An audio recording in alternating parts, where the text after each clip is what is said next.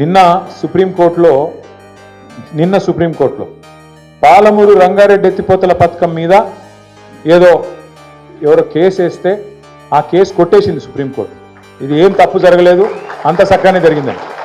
అదే సమయంలో సుప్రీంకోర్టు ఒక మాట అన్నది, కాళేశ్వరం అనేది ఒక ఇంజనీరింగ్ అద్భుతం అనే మాట కూడా సుప్రీంకోర్టు స్వయంగా చెప్పింది. ఎందుకు చెప్తున్నా అంటే ఎవడు ఏమన్నా ఎవడు కారు కూతలు కూసినా మనం యాద పెట్టుకోవాల్సింది ఒకటే. చిన్నప్పుడే పెద్దోళ్ళు చెప్పారు మనోళ్ళు, నిజం అనేది కడప దాటే లోపల అబద్ధం అంగేసుకుని ఊరంతా తిరిగేస్తుంది. అట్లనే ఈ లంగలు వీళ్ళు కాంగ్రెస్ వాళ్ళు. నా డౌట్ అయితే వాళ్ళే గులగొట్టింటారు. ఆ రోజు మేడిగడ్డ దగ్గర కూడా బాంబు గింబ పెట్టి వీడియో ఏదో చేసింటాడు. ఇక అంత లుచ్చగాళ్ళు చేసి మళ్ళీ వాళ్ళే బదనాం చేసి పర్రే పడితే ఇగో కాంగ్రెస్ వాడేమో దున్నపో తినింది అన్నాడు, బీజేపీ ఏమో దుడ్డను కట్టేని ఎక్కడుందిరా దుడ్డు అని వాడు తిరుగుతాడు. ఎన్డీఎస్ఏ రిపోర్టర్ ఇద్దరు ఒకటే దొంగలు, ఇద్దరు దొంగలే. కాంగ్రెస్ వాడు బీజేపీ వాడు, ఇద్దరిని నమ్మద్దు, మనం అప్రమత్తంగా ఉండాలి.